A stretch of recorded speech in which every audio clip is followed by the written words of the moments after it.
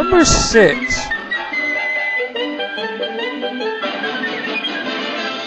Oh dear, this is most inconvenient. Now I'll have to call out the reserves.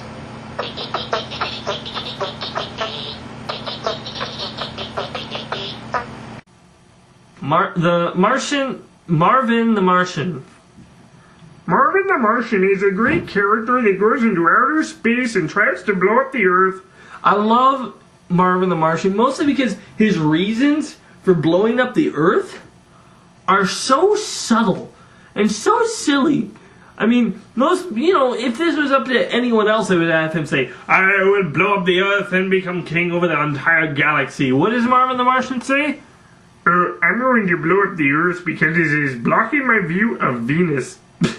I mean, come on, guys. You can't get funnier than that. The guy has a spaceship. He can fly to Venus, but Earth is blocking his view, so he has to destroy it. I mean, his reasons for blowing up the Earth are so silly, and which makes him such a lovable character.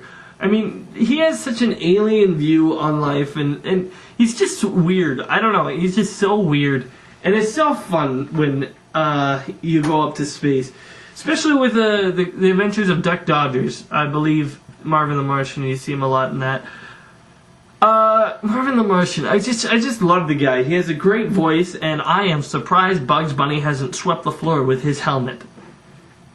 I mean, why hasn't everyone done that? And if they have, show me. Send me a video of somebody sweeping the floor with Martian the Manhunter's helmet. He's also another real short guy, but he's smart, and have you noticed that mostly all of the villains are really smart, except for one exception, I guess. But it's just luck or chance that always favors in the hero's favor. I have a theory on that, but I'm gonna wait on that to talk about that later. Marvin the Martian, the guy from Mars, and just wants to blow up our planet because we're blocking his view. You make me very angry. Sorry, Marvin. Number 5.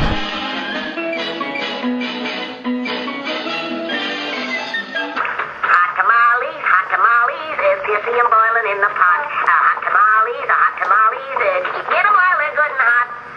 Number 5, Porky Pig. Hello, folks. I can't do the Porky Pig. But have you noticed that a lot of the characters have stutters in Looney Tunes? Like there's Foghorn who always says, listen here. He has to repeat himself.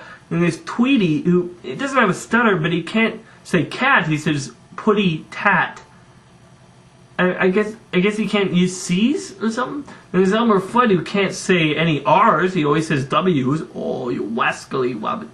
I mean, and then there's Porky Pig, who is the biggest stutterer of them all. The reason I love Porky Pig is because he's just this character. He's a really nice guy. He really is. He's just a nice guy. But he can be pushed over the edge.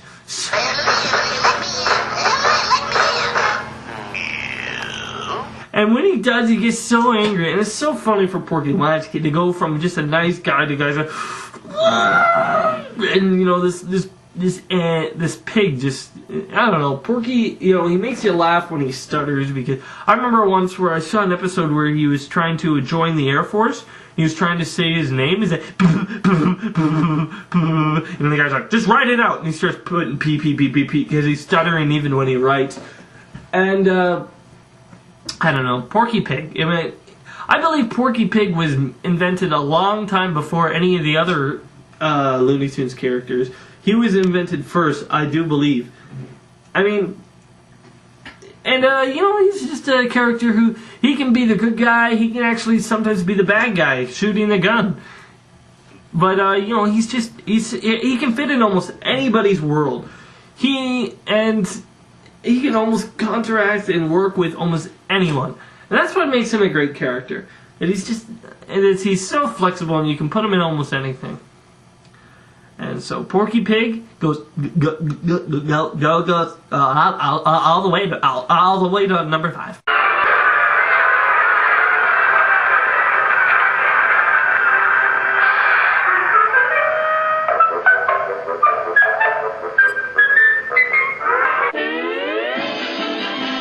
Number 4.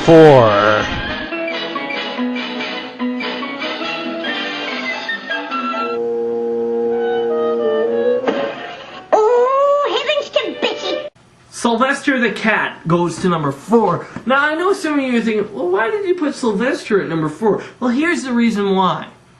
Sylvester can go with almost any character. Any character. I mean, you can have him and Foghorn the Chicken. He can be a cat on the farm. Of course, you have him and Tweety. And you have him and the big dog. Then there's Sylvester and the mouse. Sylvester and his son. You can have Sylvester with Porky Pig as his cat. You can have Sylvester with let's see, what else do we got? You can have Sylvester be with almost any character with Looney Tunes. He can go with anybody. And that's what makes Sylvester so great.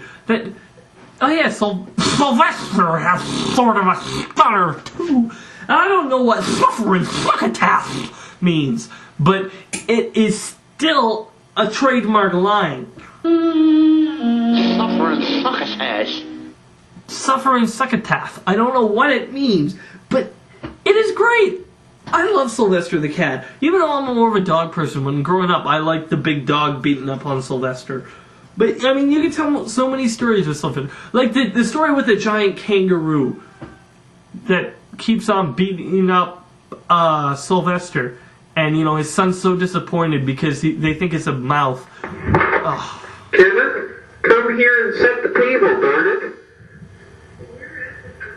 Hello, Bingo.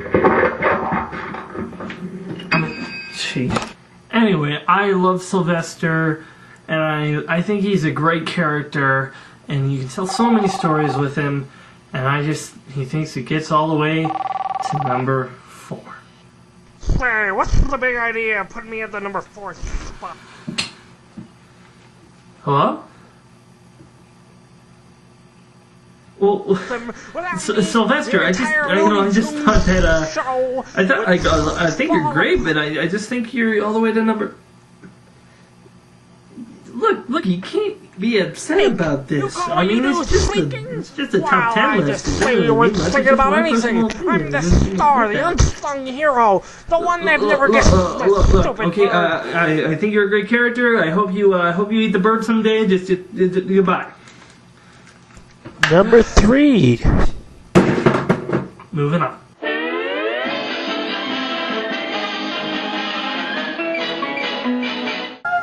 It's wabbit season. Oh boy, wabbit twags. Elmer Fudd. Man, this guy, he is so weird. I mean, okay, when it comes down to it, what character is the best villain? It is Elmer Fudd. He might not be bright, he just... You know, sometimes he's not even that mean. He's just a hunter going out to try to hunt some rabbit. And this stupid rabbit just keeps on getting in my way. I mean, he just keeps on getting in his way, and he just keep the rabbit keeps on driving him crazy. My favorite episode with Elmer Fudd is the episode where he gets a letter from his Uncle Louie, and the letter states that Elmer Fudd, Uncle Louie is about to die, and he's going to leave him $3 million if he doesn't hurt any animal. Bugs Bunny hears about this and moves into his house, and since Elmer Fudd can't harm him, he just starts driving him crazy.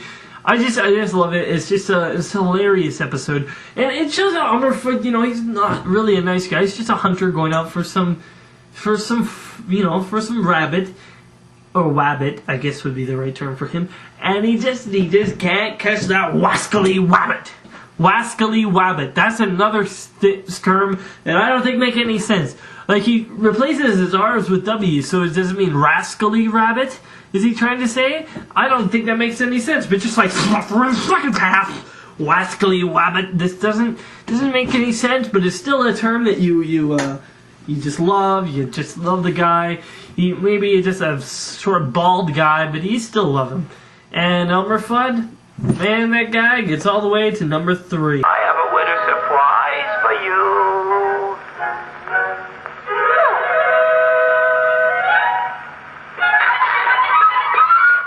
Oh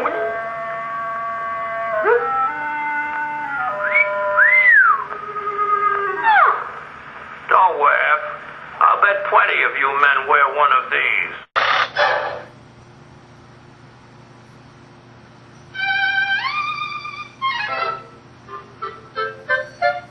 Ladies and gentlemen, due to circumstances beyond our control, we are unable to continue with this picture.